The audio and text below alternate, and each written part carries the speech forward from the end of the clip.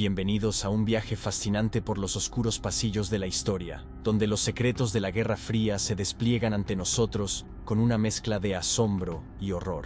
En este video, nos sumergimos en 10 experimentos y proyectos que definieron una era, revelando la intrincada trama de la ambición humana y el deseo de poder. Desde las sombras de la CIA hasta los misteriosos confines del espacio, cada historia es un espejismo de lo que conocemos como realidad. Prepárense para descorrer el velo de la historia y descubrir los secretos más oscuros de la Guerra Fría. En este vídeo te presentamos 10 experimentos o proyectos que tuvieron lugar durante este periodo oscuro y tumultuoso de la historia. Proyecto Blue Book. En las profundidades del misterio cósmico, el proyecto Libro Azul se erige como un enigma que desafía las fronteras de nuestra comprensión. Desde marzo de 1952 hasta su terminación el 17 de diciembre de 1969, la Fuerza Aérea de los Estados Unidos emprendió una odisea sistemática en la investigación de los objetos voladores no identificados. Con sede en la base de la Fuerza Aérea Wright-Patterson, Ohio, y bajo la dirección inicial del capitán Edward Joseph Ruppelt, este proyecto seguía la estela de sus predecesores, el proyecto Signo de 1947 y el proyecto Rencor de 1948. Las metas del proyecto Libro Azul eran claras y ambiciosas: determinar si los ovnis representaban una amenaza para la seguridad nacional y analizar científicamente los datos relacionados con los ovnis. Miles de informes sobre ovnis fueron meticulosamente recopilados, analizados y archivados. El informe Condon, concluyendo que el estudio de los ovnis era poco probable que generara descubrimientos científicos mayores, y una revisión del informe por la Academia Nacional de Ciencias, llevó a la finalización del proyecto Libro Azul en 1969. La Fuerza Aérea proporcionó un resumen revelador de sus investigaciones. Ningún ovni reportado, investigado y evaluado por la Fuerza Aérea indicó jamás una amenaza a nuestra seguridad nacional. No se encontraron evidencias que indicaran que los avistamientos categorizados como no identificados representaran desarrollos tecnológicos o principios más allá del conocimiento científico moderno. Y no se hallaron evidencias de que los avistamientos categorizados como no identificados fueran vehículos extraterrestres. Al concluir el proyecto Libro Azul, se habían recopilado 12.618 informes de ovnis, y se concluyó que la mayoría de ellos eran identificaciones erróneas de fenómenos naturales, nubes, estrellas, etc., o aeronaves convencionales. Según la Oficina Nacional de Reconocimiento, varios de los informes podrían explicarse por los vuelos de los aviones de reconocimiento secretos U-2 y A-12. 701 informes fueron clasificados como inexplicables, incluso después de un análisis riguroso. Los informes de ovnis se archivaron y están disponibles bajo la Ley de Libertad de Información, pero los nombres y otra información personal de todos los testigos han sido redactados. Los proyectos anteriores del proyecto Libro Azul, como el proyecto Signo, iniciado a finales de 1947, y el proyecto Rencor, sucesor de Signo a finales de 1948, sentaron las bases para esta intrépida búsqueda de conocimiento. A pesar de la controversia y el escepticismo, el proyecto Libro Azul persistió en su misión, liderado por figuras como el capitán Ruppelt, quien implementó cambios significativos y buscó la consulta de expertos y científicos. Bajo la dirección de Ruppelt, el proyecto Libro Azul investigó casos de ovnis notorios, como las llamadas luces de Lubbock y un caso de radar visual muy publicitado en Washington, D.C. en 1952. El astrónomo Joseph Allen Hynek, consultor científico del proyecto, pasó de un pronunciado escepticismo a una duda fluctuante a lo largo de la investigación, tras encontrarse con un puñado de informes de ovnis que consideró inexplicables. El panel Robertson, establecido en julio de 1952 tras una serie de avistamientos, jugó un papel crucial en la historia del proyecto Libro Azul. Este panel, compuesto por científicos eminentes, revisó los mejores datos recopilados por el proyecto Libro Azul y concluyó que la mayoría de los informes de ovnis tenían explicaciones prosaicas, aunque algunos permanecieron sin explicación.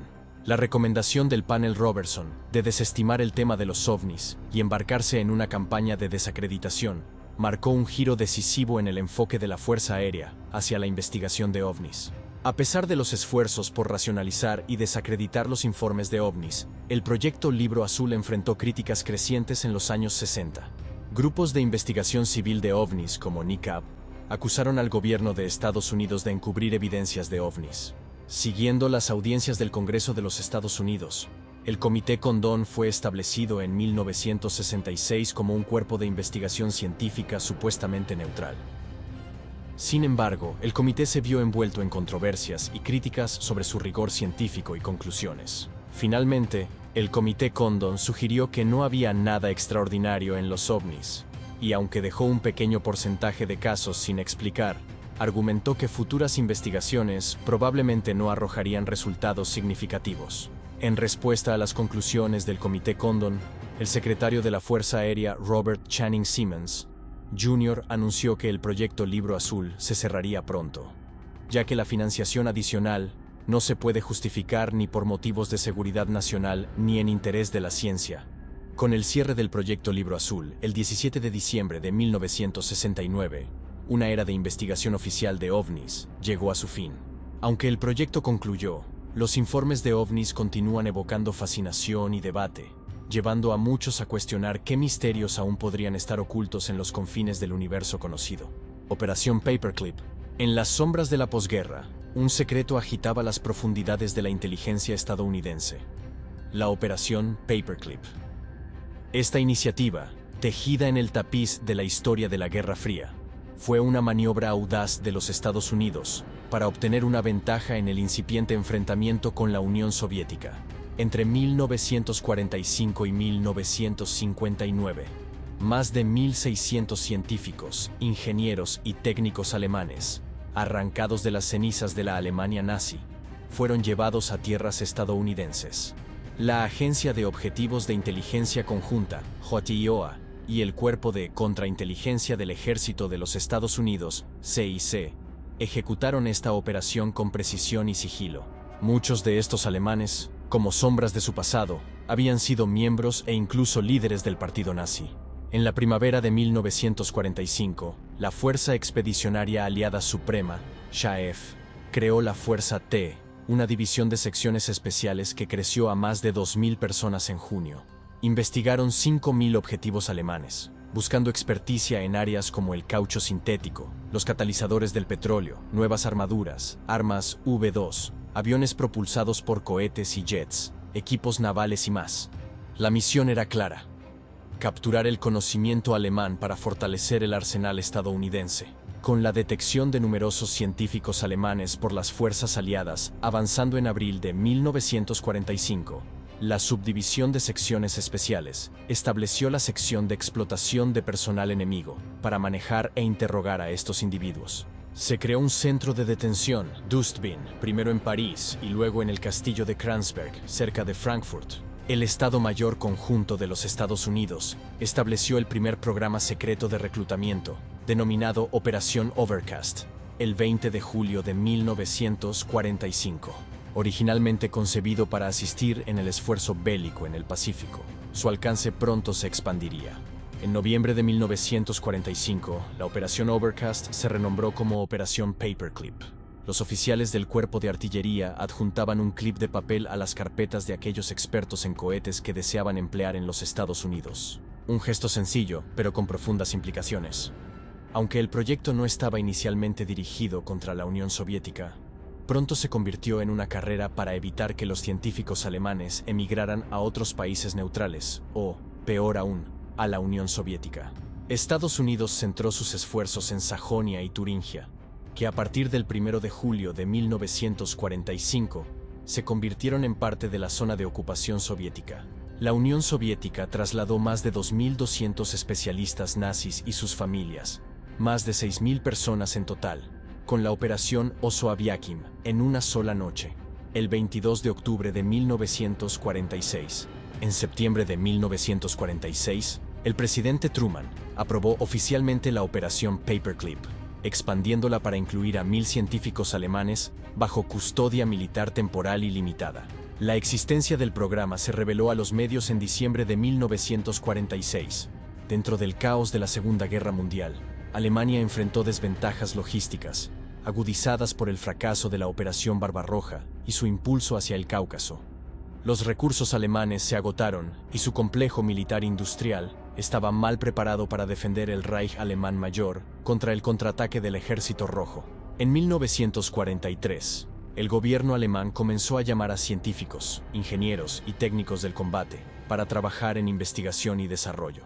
La lista Osenberg, creada por el ingeniero Werner Osenberg, registró los nombres de estos hombres políticamente fiables, reinstalándolos en el trabajo científico. La lista Osenberg, hallada en un inodoro de la Universidad de Bonn en marzo de 1945, llegó a manos de la inteligencia británica y luego a las estadounidenses. El mayor Robert Staver, jefe de la sección de propulsión a chorro de la rama de investigación e inteligencia del Cuerpo de Artillería de los Estados Unidos, utilizó la lista para compilar la suya, encabezada por Werner von Braun, el mejor científico de cohetes de Alemania. La captura y detención de científicos alemanes se convirtió en una operación meticulosa.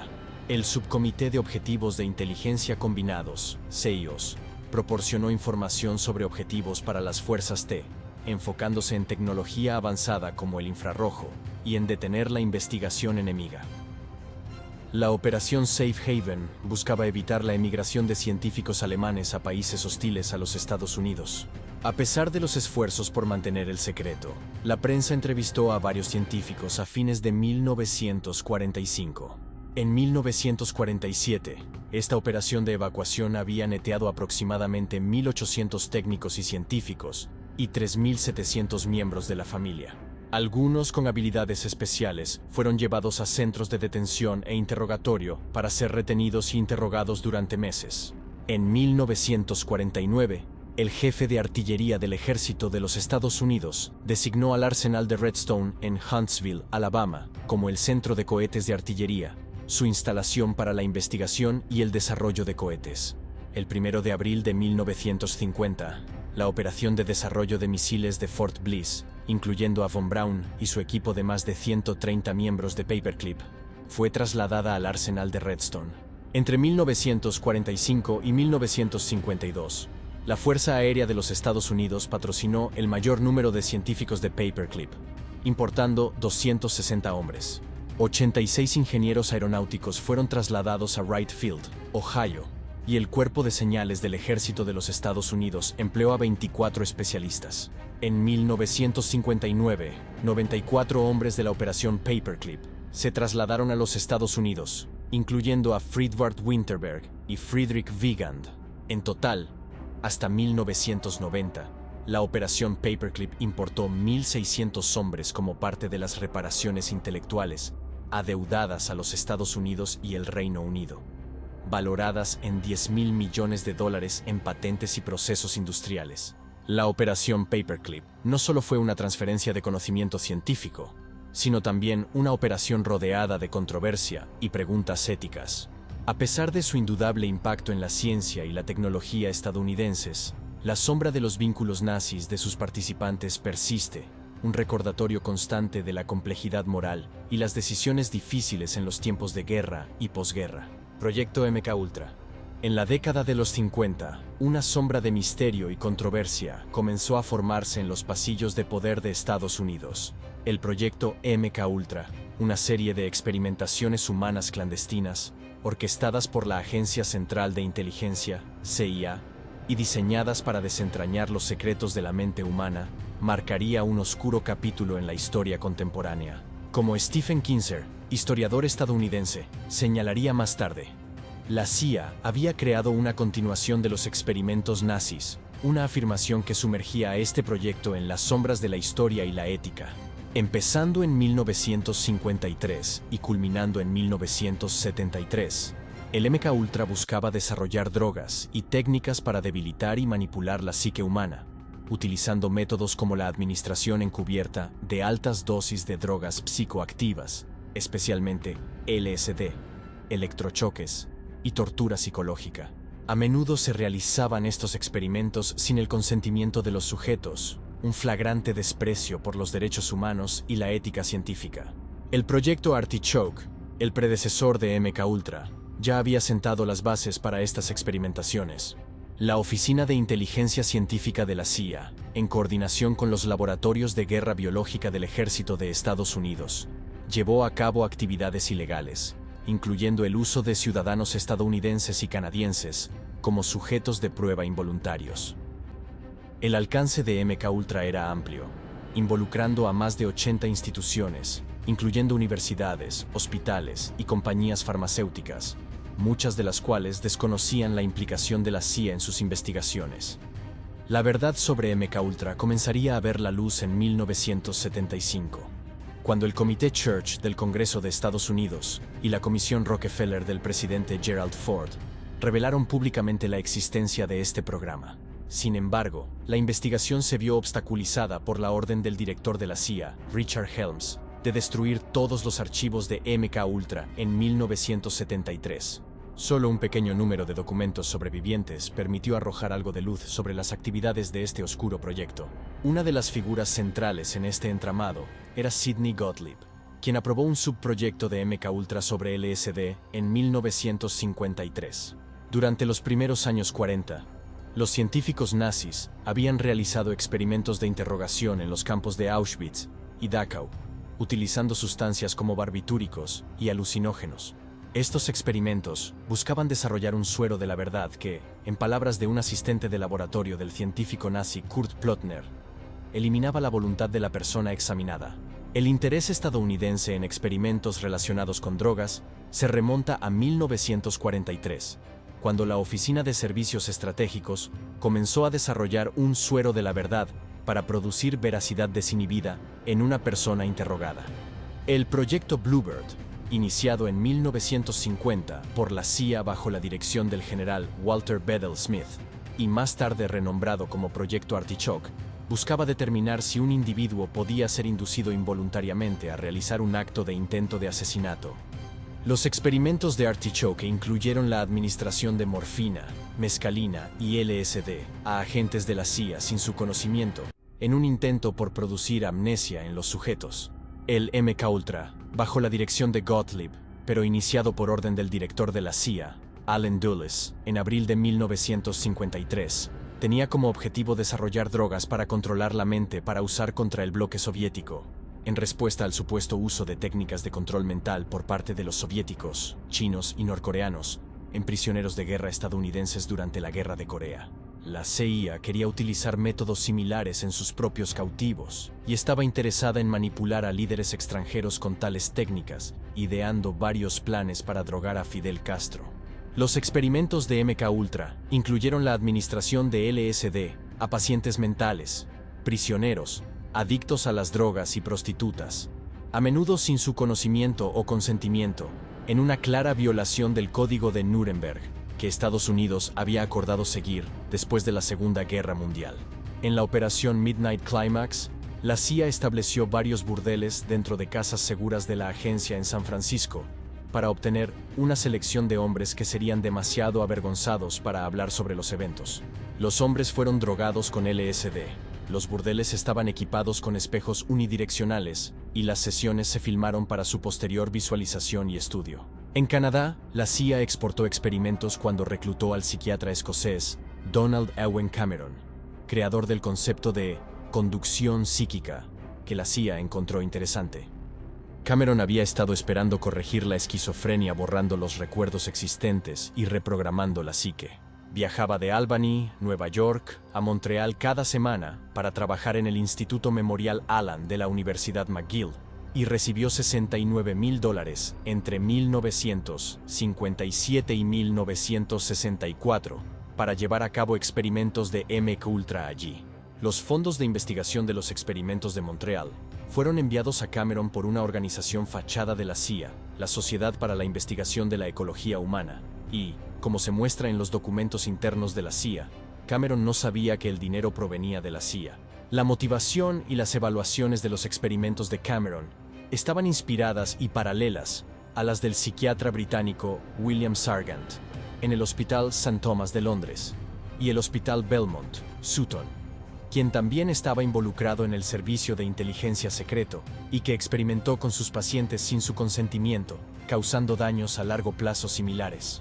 En la década de 1980, varios expacientes de Cameron demandaron a la CIA por daños, un evento que fue documentado por el programa de noticias canadiense The Fifth Estate.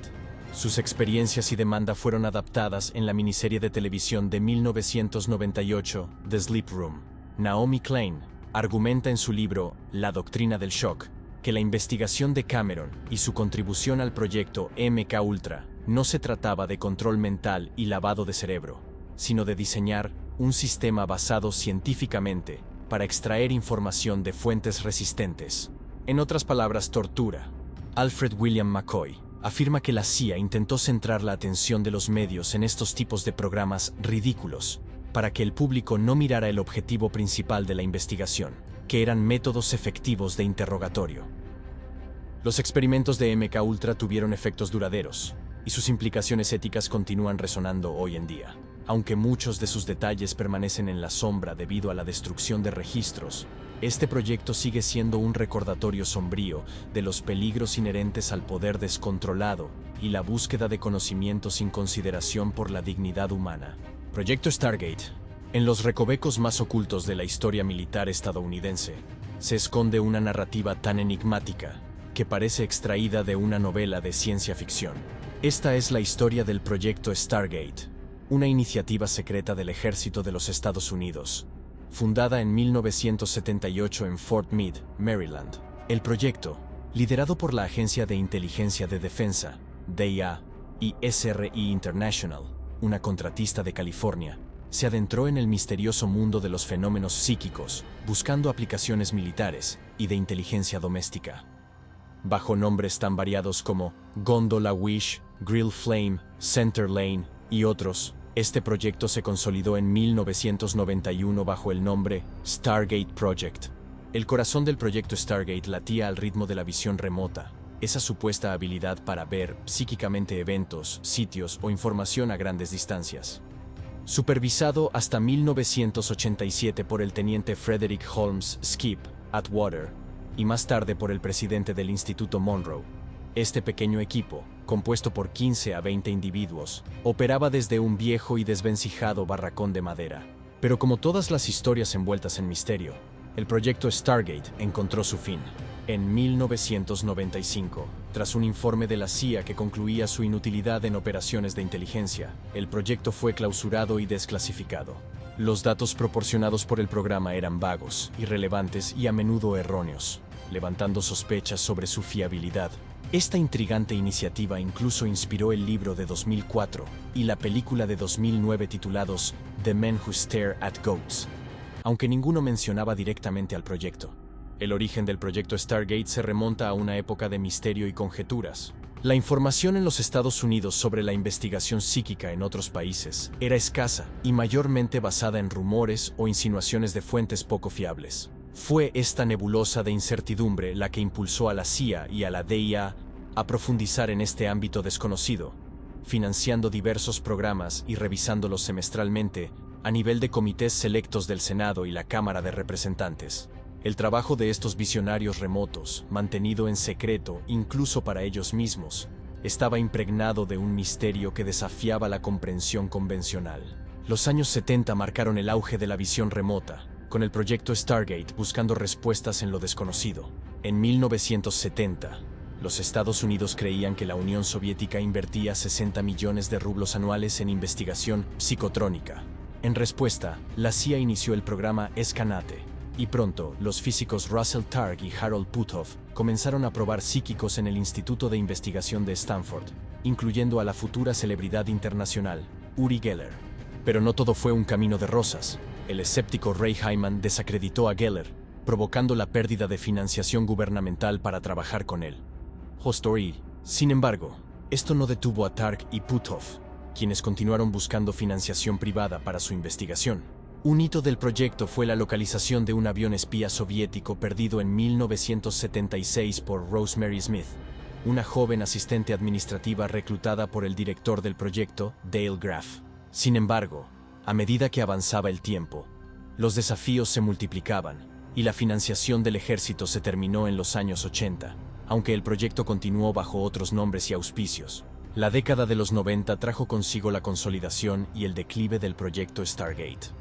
En 1991, la mayoría de los contratos del programa se trasladaron de SRI a la Corporación de Aplicaciones Científicas Internacionales, SAIC, con Edwin May, controlando una gran parte de los fondos y datos del proyecto. Sin embargo, la falta de pruebas concluyentes sobre la eficacia de la visión remota llevó a la CIA a asumir la supervisión en 1995, concluyendo finalmente su clausura. El cierre del proyecto Stargate en 1995 marcó el fin de una era en la investigación psíquica militar. Un informe retrospectivo cuestionó la validez de sus resultados, y aunque se observó un efecto estadísticamente significativo en el laboratorio, la naturaleza y el origen de la visión remota seguían siendo un misterio. La información proporcionada era demasiado vaga y ambigua, lo que la hacía difícil de utilizar en operaciones de inteligencia. En enero de 2017, la CIA publicó en línea los registros del proyecto Stargate como parte del archivo CREST, abriendo un capítulo fascinante de la historia a la curiosidad pública. La metodología del proyecto intentó cientificar la clarividencia y las experiencias extracorpóreas, acuñando el término visión remota para describir este enfoque más estructurado. A pesar de sus intentos por aplicar un rigor científico, el proyecto, en su búsqueda de lo desconocido, se enfrentó al escepticismo y al misterio hasta su último día. El proyecto Stargate, con su historia de clarividencia y visiones psíquicas, se convirtió en un ícono de la intriga y el misterio en el ámbito de la inteligencia militar. A pesar de su clausura, sigue siendo un testimonio de la eterna búsqueda humana por entender y aprovechar los misteriosos confines de nuestra mente. Operación Gladio. En la sombría atmósfera de la posguerra, surgió la Operación Gladio, un término que se convirtió en sinónimo de misterio y conspiración. Esta iniciativa, lanzada por la Unión Occidental en 1948 y más tarde asumida por la OTAN y la CIA, representó una red de operaciones encubiertas Stay Behind en Europa durante la Guerra Fría. Gladio, aunque se refiere específicamente a la rama italiana, se ha convertido en un término genérico para todas las operaciones similares. Estas células secretas estaban listas para actuar detrás de las líneas enemigas en caso de una invasión soviética, señala un investigador de aquellos tiempos, sumergiéndonos en un relato de espionaje y preparación para lo impensable. El corazón de la operación residía en tácticas que bordeaban lo macabro, desde asesinatos y guerra psicológica hasta operaciones de bandera falsa para desacreditar a los partidos de izquierda en Europa Occidental. Era una guerra no declarada donde los fines justificaban los medios, destaca un informe de la época, mientras el Departamento de Estado de Estados Unidos niega que apoyara a los terroristas, argumentando que Gladio tenía como único propósito resistir una potencial invasión soviética. Este contraste entre la percepción y la realidad oficial nos lleva a cuestionar las verdaderas intenciones detrás de estos actos encubiertos. Retrocediendo en el tiempo, encontramos los orígenes de esta estrategia en la Segunda Guerra Mundial. Winston Churchill creó la SOE para apoyar a los movimientos de resistencia en la Europa ocupada, una decisión que más tarde daría forma a la estructura de Stay Behind, la revelación de una red secreta en Gran Bretaña, preparada para una posible invasión nazi, nos muestra cómo los ecos de la guerra continuaron resonando mucho tiempo después de su conclusión. Era una sombra en la oscuridad, esperando ser activada, relata un veterano de la SOE, ilustrando la tensión y la expectativa de una época marcada por la incertidumbre y el miedo. En el período de posguerra, el Reino Unido y Estados Unidos se embarcaron en la creación de organizaciones paramilitares, Stay Behind. Estas unidades, formadas por exoficiales de las SOE, estaban destinadas a operar detrás de las líneas enemigas en caso de una invasión soviética. Era un muro invisible contra el comunismo, afirma un oficial de inteligencia de esa época, revelando la naturaleza encubierta y la importancia estratégica de estas operaciones. La OTAN facilitó un foro para integrar y coordinar estos activos, como parte de su plan de guerra de emergencia, unificando esfuerzos a nivel internacional y evidenciando la magnitud de la preocupación occidental ante la amenaza soviética. En Italia, la revelación del Gladio italiano en 1990 por parte del primer ministro Giulio Andreotti sacudió a la nación. Este descubrimiento arrojó luz sobre una serie de intervenciones encubiertas y conexiones con el terrorismo, provocando una conmoción en la sociedad italiana. Fue un impacto descubrir una red tan profunda y oscura, dice un periodista italiano, marcando un punto de inflexión en la percepción pública de las operaciones secretas de la Guerra Fría. Con el paso de los años, las investigaciones judiciales han revelado vínculos perturbadores entre estas redes secretas y actos de terrorismo en Europa. Era una guerra en las sombras, donde los civiles a menudo se convertían en peones, revela un juez italiano que investigó estos vínculos, ofreciendo una visión sombría de cómo las tácticas de guerra encubierta pueden trascender los límites morales y legales. En respuesta a las acusaciones de operaciones de bandera falsa, el Departamento de Estado de Estados Unidos negó en 1996 cualquier participación en el terrorismo, atribuyendo estas historias a la desinformación de la era de la Guerra Fría. Gladio estaba destinado a ser un baluarte contra la invasión, no un instigador de terror, afirma un portavoz del Departamento de Estado. Esta defensa oficial contrasta con las narrativas de operaciones encubiertas y conspiraciones, planteando preguntas sobre la versión de la historia que ha prevalecido. Hoy en día, la Operación Gladio sigue siendo un tema de intenso debate y controversia. Es un capítulo oscuro en la historia de la Guerra Fría que todavía está envuelto en misterio, concluye un historiador moderno. Gladio, con sus raíces en la necesidad y el miedo, sirve como un recordatorio de las complejidades de la política internacional y los extremos a los que las naciones están dispuestas a llegar en nombre de la seguridad. Proyecto Sunshine. En el año 1953, un proyecto velado en misterio y controversia nació bajo el nombre de Proyecto Sunshine. Este ambicioso proyecto, concebido por la Comisión de Energía Atómica de los Estados Unidos y el Proyecto RAND de la USAF, se sumergió en el estudio del impacto de la lluvia radiactiva en la población mundial. El Proyecto Sunshine, que inicialmente se mantuvo en secreto, salió a la luz en 1956. Revelando un escenario que combinaba la ciencia avanzada con preocupaciones éticas profundas. El 18 de enero de 1955, el comisionado de la AEC, Willard Libby, destacó la necesidad apremiante de muestras humanas, especialmente de niños, para analizar los efectos del fallout radiactivo. Libby enfatizó la importancia crítica de estas muestras, incluso sugiriendo que el robo de cuerpos sería un servicio patriótico. Este comentario sería el preludio de una práctica que desencadenaría una gran controversia: la utilización de más de 1.500 muestras de cadáveres, muchas de las cuales eran bebés y niños pequeños, sin el consentimiento o conocimiento de sus padres. En 1958, el proyecto Sunshine se expandió a Bélgica, adoptando un enfoque ligeramente distinto, al analizar suelos en regiones agrícolas, en lugar de huesos humanos.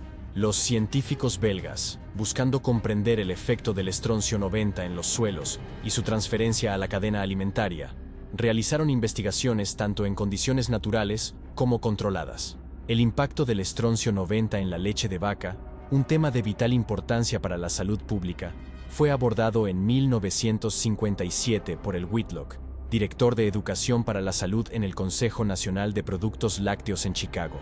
Whitlock argumentó que los efectos del estroncio 90 no serían perjudiciales para la población general de Estados Unidos, comparando la radioactividad presente naturalmente, como el potasio 40, con la generada por la lluvia radiactiva. El proyecto Sunshine, con sus estudios y controversias, se convirtió en un ejemplo de la complejidad de la investigación científica en la era nuclear. Las tensiones entre el avance científico, la ética y la seguridad pública se entrelazaron en este proyecto, ofreciendo un espejo de las preocupaciones de una era marcada por la amenaza nuclear. Operación Chaos. En las profundidades de la Guerra Fría, entre 1967 y 1974, emergió de las sombras una operación de espionaje doméstico de la CIA, conocida como Operación Chaos o MH-SAOS, establecida por el presidente Lyndon B. Johnson y expandida bajo Richard Nixon. Esta operación, dirigida por Richard Helms y ejecutada por James Jesus Angleton y Richard Ober, tenía una misión inquietante: descubrir la posible influencia extranjera en los movimientos de protesta racial, antiguerra y otros en suelo americano. El distintivo MH, en su nombre, aludía a su área de operaciones global, un detalle que presagiaba la amplitud y la oscuridad de sus actividades.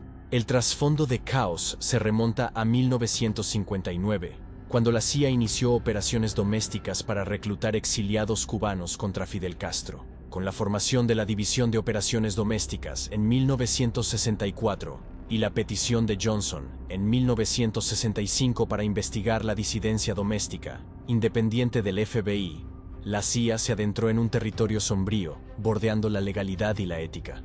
La ambigüedad de su mandato inicial, que no especificaba la prohibición de recopilar inteligencia doméstica, se tornaría en una serie de programas que espiaban a ciudadanos estadounidenses.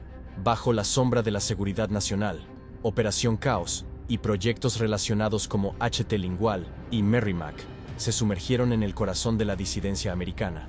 Desde interceptar cartas entre Estados Unidos y la Unión Soviética, hasta infiltrarse en movimientos antiguerra y organizaciones radicales, la CIA buscó secretamente socavar cualquier influencia extranjera percibida. Con el ascenso de Nixon en 1969, estas actividades se consolidaron en Chaos, expandiendo su alcance a través de métodos como la vigilancia física y la escucha electrónica, incluso llegando a espiar a la embajada israelí y a grupos judíos domésticos.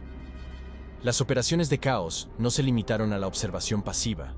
Sus tentáculos se extendieron a grupos prominentes de la época, como los Estudiantes por una Sociedad Democrática y el Partido Pantera Negra.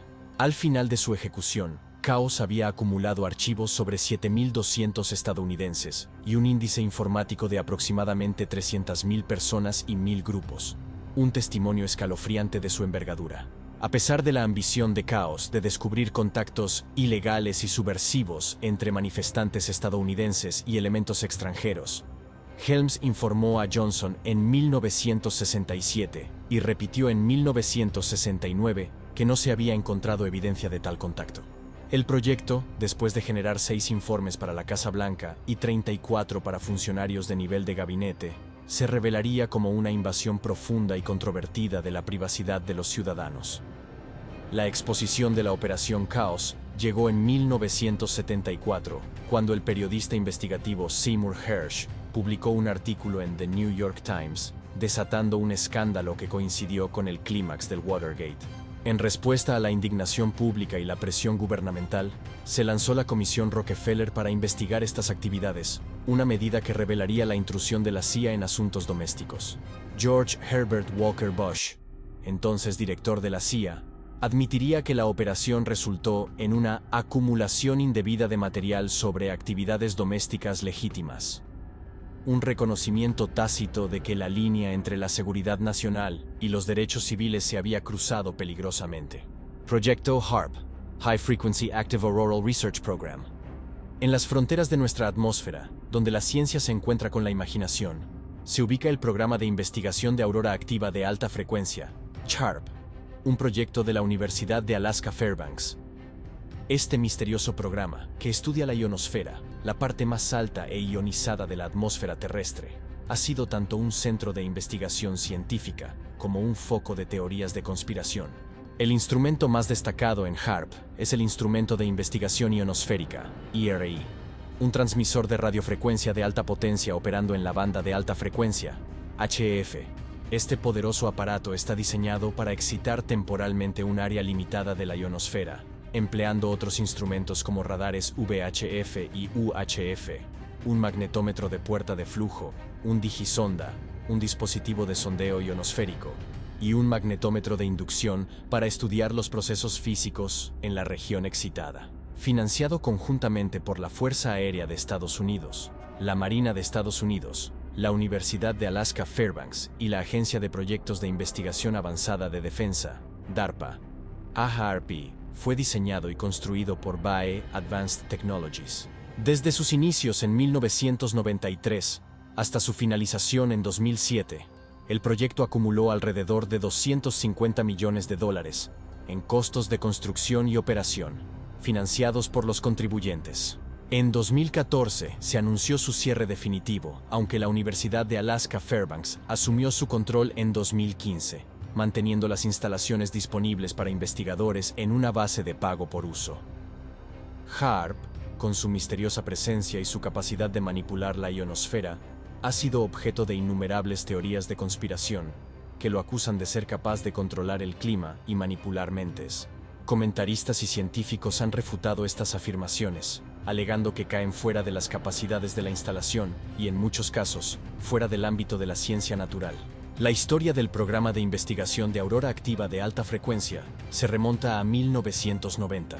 Ted Stevens, senador republicano de Estados Unidos por Alaska, jugó un papel crucial en la aprobación del proyecto que comenzó su construcción en 1993. La pausa temporal de las operaciones en mayo de 2013, descrita como un cambio en el régimen de contratistas, y la posterior gestión de ATNA Incorporated, la corporación nativa de Alaska donde se ubica HAARP, marcaron puntos de inflexión en la historia del proyecto. El proyecto ASHA-ARP dirige una señal de 3.6 megavatios en la región de 2.8 a 10 megahercios de la banda HF hacia la ionosfera. Esta señal, que puede ser pulsada o continua, se examina utilizando instrumentación asociada, permitiendo a los científicos de HAARP avanzar en el estudio de procesos naturales básicos que ocurren en la ionosfera. Las percepciones obtenidas en HAARP han permitido a los científicos desarrollar métodos para mitigar estos efectos, mejorando la fiabilidad y el rendimiento de sistemas de comunicación y navegación. Originalmente financiado por la Oficina de Investigación Naval y gestionado conjuntamente por la ONR y el Laboratorio de Investigación de la Fuerza Aérea, con la participación principal de la Universidad de Alaska Fairbanks, HAARP ha sido un esfuerzo colaborativo de muchas universidades y centros educativos de Estados Unidos, desempeñando un papel crucial en el desarrollo del proyecto y sus instrumentos. La investigación en HAARP se centra en la ciencia básica de la parte más alta de la atmósfera, la ionosfera, una transición entre la atmósfera y la magnetosfera donde la delgadez del aire permite que los rayos X y UV del Sol alcancen pero sean lo suficientemente gruesos para que haya suficientes moléculas presentes para absorber esos rayos. Diversos aspectos de HAARP pueden estudiar todas las capas principales de la ionosfera, una región que es tradicionalmente muy difícil de medir. El instrumento principal de HAARP es el IRI, un transmisor de radio de alta potencia y alta frecuencia con un conjunto de 180 antenas, dispuestas en una matriz de 12 por 15 unidades, que ocupan un rectángulo de unos 30 a 40 acres. Durante la investigación activa de la ionosfera, la señal generada por el sistema transmisor se entrega a la matriz de antenas y se transmite en dirección ascendente, energizando temporalmente una pequeña porción de la ionosfera. HAARP ha sido objeto de numerosas teorías de conspiración, con individuos especulando sobre motivaciones y capacidades ocultas del proyecto. Estas acusaciones incluyen desde la manipulación del clima y la provocación de terremotos hasta el control mental y la alteración de las señales de los satélites. A pesar de las afirmaciones extravagantes, los científicos han refutado repetidamente estas teorías, afirmando que las capacidades atribuidas a HAARP están más allá de sus posibilidades reales y, en muchos casos, más allá de los límites de la ciencia. En la cultura popular, HAARP se ha convertido en un tema recurrente, inspirando desde álbumes de música hasta videojuegos y series de televisión. Por ejemplo, la banda de rock Muse lanzó un álbum en vivo titulado HAARP, y el proyecto ha sido el tema de novelas como La Route de Gacona de Jean-Paul Jody. Además, HAARP ha aparecido en videojuegos como X-Men Legends y en la serie de televisión 7 Days. HAARP sigue siendo un centro de atención en el ámbito científico y un punto de fascinación en el mundo de la conspiración y la cultura popular. A medida que el proyecto continúa sus investigaciones y el mundo cambia a su alrededor, el legado de HAARP sigue siendo un testimonio del deseo humano de comprender los misterios de nuestro planeta y el espacio que lo rodea. Operación Northwoods. En las sombras de la Guerra Fría, la Operación Northwoods se erige como un oscuro capítulo en la historia de las tácticas encubiertas de Estados Unidos. Concebido en 1962 por el Departamento de Defensa, este plan proponía una serie de actos de terrorismo perpetrados por agentes de la CIA, pero atribuidos falsamente al gobierno cubano. Estos actos siniestros incluían el control remoto de aviones civiles disfrazados como aeronaves militares estadounidenses y el derribo ficticio de un avión de combate de Estados Unidos cerca de las costas cubanas. La finalidad: justificar una guerra contra Cuba. El núcleo de la operación radicaba en el temor de Estados Unidos hacia el comunismo de Fidel Castro, quien había asumido el poder en Cuba en 1959, provocando la alarma en Estados Unidos por su cercanía con la Unión Soviética. La Operación Northwoods tenía como objetivo fabricar apoyo público para una guerra, mediante la falsa atribución de actos terroristas al gobierno cubano. Este intrincado plan incluía propuestas adicionales, como campañas terroristas en Miami y otras ciudades de Florida, así como en Washington, todas destinadas a pintar una imagen falsa de Castro y desinformar al público estadounidense. redactada por los jefes de Estado Mayor conjuntos y firmada por el presidente Lyman Lemnitzer. La operación fue enviada al secretario de Defensa, pero nunca recibió luz verde. Fue autorizada por los jefes de Estado Mayor conjuntos, pero posteriormente rechazada por el presidente John Fitzgerald Kennedy. Los detalles de la Operación Northwoods se desvelaron en un documento titulado Justificación para la Intervención Militar de Estados Unidos en Cuba, TS, un conjunto de memorandos secretos del Departamento de Defensa y los jefes de Estado Mayor conjuntos. Presentado a Robert McNamara, secretario de Defensa, en 1962, el documento propuso tanto operaciones encubiertas como abiertas. La existencia de este documento se mantuvo en secreto hasta su divulgación por la Junta de Revisión de Registros de Asesinatos de John Fitzgerald Kennedy en 1997. La apéndice a la envoltura A y el anexo al apéndice a la envoltura A del documento Northwoods, que contenían las propuestas para organizar ataques terroristas de bandera falsa, se publicaron por primera vez en línea en 1998 por el Archivo de Seguridad Nacional en colaboración con CNN. En el corazón de la Operación Northwoods yacían provocaciones meticulosamente planeadas, ideadas por el brigadier general Edward Lansdale. Estas provocaciones de bandera falsa buscarían apoyo internacional para la intervención militar en Cuba. El plan contemplaba varias etapas, como provocar una reacción de Cuba contra Estados Unidos y culparla de hostilidades en Guantánamo, seguidas por operaciones ofensivas y la eventual intervención militar estadounidense a gran escala. Paralelamente, bajo el programa Operación Mongoose, el Departamento de Defensa de Estados Unidos presentó propuestas similares contra el régimen de Fidel Castro. Estas propuestas, provenientes de un memorando de 1962, complementaban la Operación Northwoods y reflejaban la profundidad de las estrategias encubiertas de Estados Unidos. La reacción a la Operación Northwoods fue decisiva. En junio de 1963, Kennedy pronunció un discurso en la Universidad Americana, extendiendo una oferta de paz a la Unión Soviética y rechazando la operación. Esta decisión marcó un punto de inflexión en las relaciones entre Estados Unidos y Cuba durante la Guerra Fría. La documentación de la Operación Northwoods se desclasificó en 1992, revelando 4 millones de documentos, incluida esta operación encubierta. No fue hasta 1997 que el público se enteró de su existencia, tras la publicación del libro Body of Secrets de James Bamford. Finalmente, el 3 de agosto de 2001, la Asamblea Nacional del Poder Popular de Cuba emitió una declaración en la que condenaba los planes del gobierno estadounidense revelados en la Operación Northwoods y la Operación Mongoose. Esta condena reflejaba la continua tensión entre Cuba y Estados Unidos, un legado de las tácticas encubiertas y las estrategias de la Guerra Fría. La Operación Northwoods se presenta como un testimonio escalofriante de hasta dónde podrían llegar las autoridades de Estados Unidos en el juego de la Guerra Fría. Sus propuestas, que incluían desde el control remoto de aviones civiles hasta actos de terrorismo en ciudades estadounidenses, muestran una disposición a usar engaños extremos para alcanzar objetivos políticos. Este plan, rechazado por Kennedy, destaca la compleja interacción entre ética, política y estrategia militar en un periodo definido por la desconfianza y la hostilidad entre superpotencias.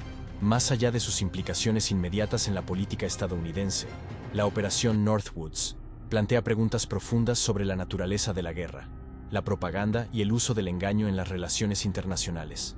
La revelación de tales propuestas, años después, provocó un debate significativo sobre los límites de las operaciones militares y de inteligencia, especialmente en lo que respecta a la manipulación de la opinión pública y la realización de actos de bandera falsa.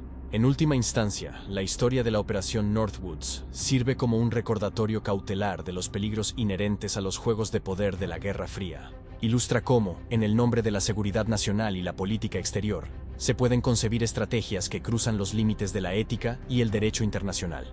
Aunque nunca se implementó, su mera propuesta deja una huella indeleble en la historia de las operaciones encubiertas estadounidenses y resuena como un eco sombrío de lo que podría haber sido en un mundo consumido por la desconfianza y el temor. Proyecto Manhattan. El Proyecto Manhattan, una iniciativa que transformó profundamente la trayectoria de la humanidad, inició su andadura en un contexto de urgencia y desafío. Bajo la sombra amenazante del Tercer Reich, Estados Unidos, con el respaldo del Reino Unido y Canadá, se propuso una misión titánica: desarrollar una arma nuclear antes que Alemania. Desde 1942 hasta 1946, esta empresa, liderada por el mayor general Leslie Groves y el destacado físico nuclear Robert Oppenheimer, se desplegó en una escala y con una intensidad sin precedentes en la historia de la ciencia y la tecnología.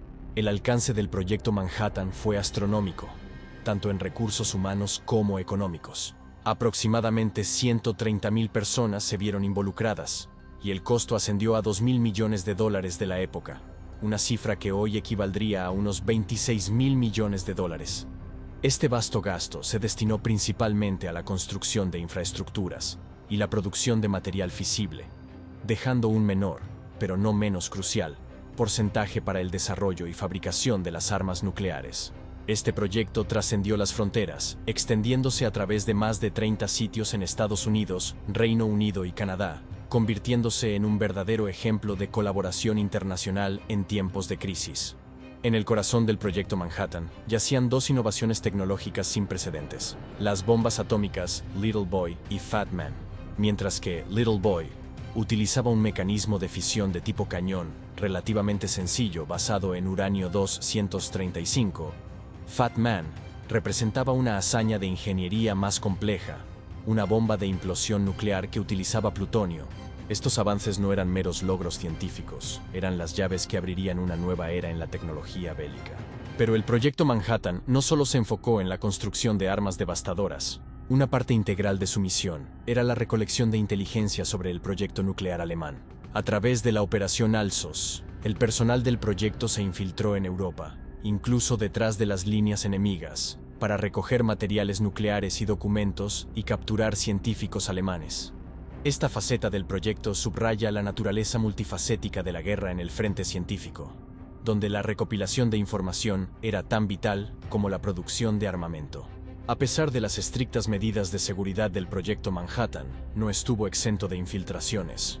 Los espías soviéticos lograron acceder a sus secretos, demostrando que incluso los proyectos más custodiados no están completamente blindados contra la inteligencia enemiga. Esta brecha de seguridad reveló la complejidad de mantener un proyecto de tal magnitud bajo total confidencialidad. El detonante que marcó un hito en la historia del proyecto Manhattan fue la prueba Trinity, llevada a cabo el 16 de julio de 1945 en Nuevo México.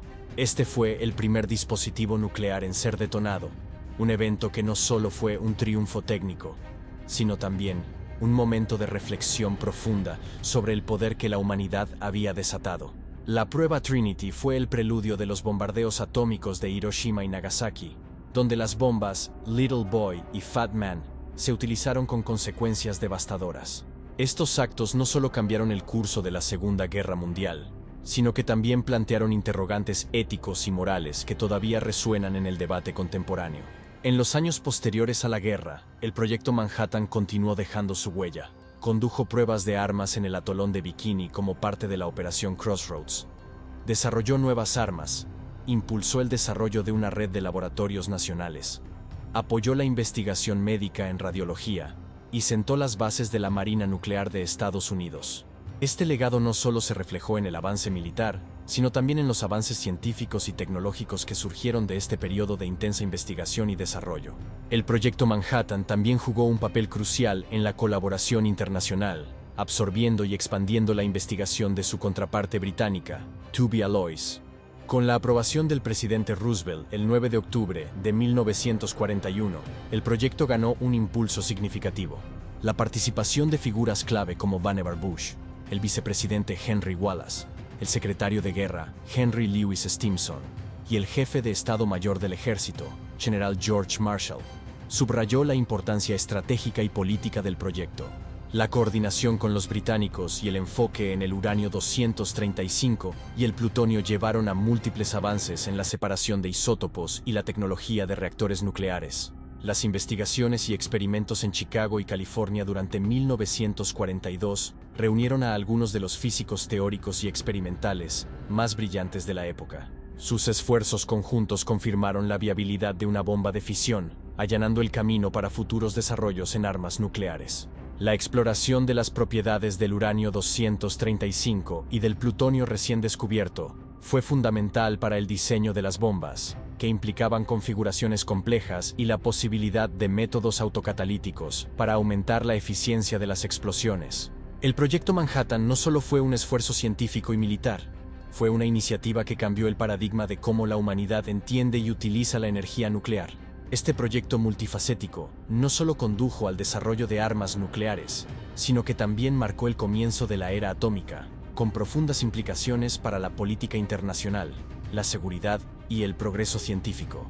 La capacidad de movilizar recursos, talento y conocimiento en una escala sin precedentes estableció un modelo para futuros proyectos de investigación científica y tecnológica en todo el mundo. El legado del Proyecto Manhattan sigue siendo un recordatorio de las responsabilidades éticas y los desafíos que acompañan al poder de la tecnología y el conocimiento humano. Su influencia perdura, moldeando la forma en que abordamos los dilemas de la era nuclear y recordándonos las implicaciones de nuestras acciones en el ámbito global. Ahora que hemos viajado juntos a través de los pasillos más sombríos de la historia, descubriendo proyectos secretos y experimentos que han definido y, en algunos casos, desviado el curso de la humanidad, quiero saber tu opinión. ¿Qué proyecto o experimento te ha impactado más y por qué? ¿Crees que hay lecciones que aún podemos aprender de estos oscuros capítulos de nuestro pasado? Déjame tu comentario abajo. Me interesa mucho conocer tu punto de vista y cómo estos temas resuenan contigo. Recuerda, tu opinión es una parte valiosa de esta conversación histórica. Comenta ahora y seamos parte del diálogo. ¿Conoces las operaciones de falsa bandera que más han impactado en la historia de la humanidad? Descubre cómo estas operaciones cambiaron la historia que conocemos y que vivimos. Pulsa en sí y descúbrelas.